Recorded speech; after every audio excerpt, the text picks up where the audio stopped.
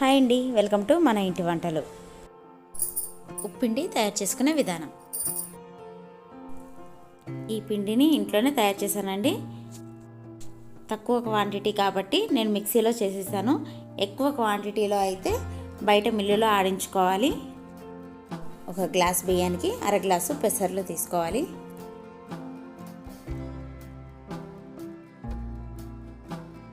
బియ్యము పెసర్లు ఈ రెండింటిని ఒక మిక్సీ జార్లో వేసుకొని గ్రైండ్ చేసుకోవాలి.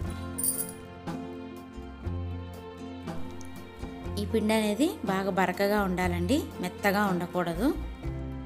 తక్కువ పిండే కాబట్టి నేను ఇంట్లో ఈ విధంగా మిక్సీలో చేసుకుంటానండి. ఎక్కువ కేజీ పిండి అయితే బయట మిల్లులో ఆడిస్తాను. పిండి ఈ విధంగా తయారు చేసుకున్నాం కదండి. ఇప్పుడు ముందుగా స్టవ్ వెలిగించుకొని ఒక కడాయి పెట్టుకున్నాను. ఈ కడాయి వేడెక్కిందండి. కడాయి వేడెక్కిన తర్వాత ఆయిల్ వేయాలి. ఆయిల్ కూడా వేడెక్కిన తర్వాత ఆవాలు జీలకర్ర వేసి కొద్దిగా వేగనివ్వాలి. కారానికి తగినట్టుగా నేను 5 ఎండుమిరపకాయలని ఈ విధంగా వేయించుకోవాలి. కొద్దిగా కరివేపాకు, తాలింపు వేగిపోయిందండి. ఇప్పుడు ఒక గ్లాస్ వాటర్ వేస్తున్నాను. ఒక గ్లాస్ వాటర్కి ఒక గ్లాస్ పిండి తీసుకోవాలి.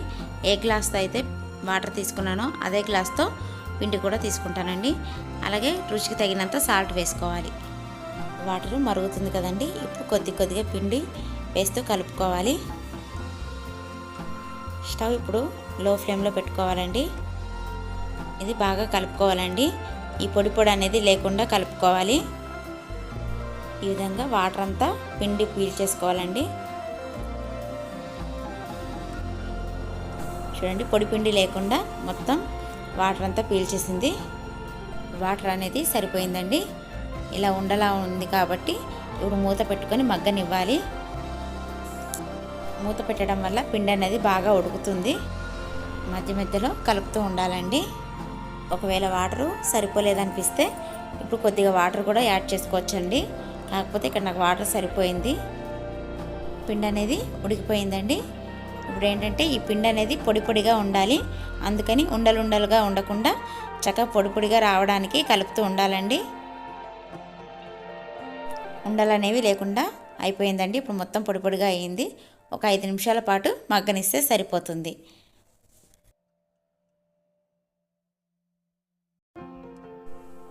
ఉప్పిండి చక్కగా మగ్గిపోయిందండి. లో ఫ్లేమ్లోనే చేసుకోవాలండి, అప్పుడే టేస్ట్గా ఉంటుంది. అలాగే పిండి అనేది బాగా ఉడుకుతుంది. చూడండి, పొడిగా ఎంత బాగా ఉడికిపోయిందో. ఉప్పిండి రెడీ అయిపోయిందండి.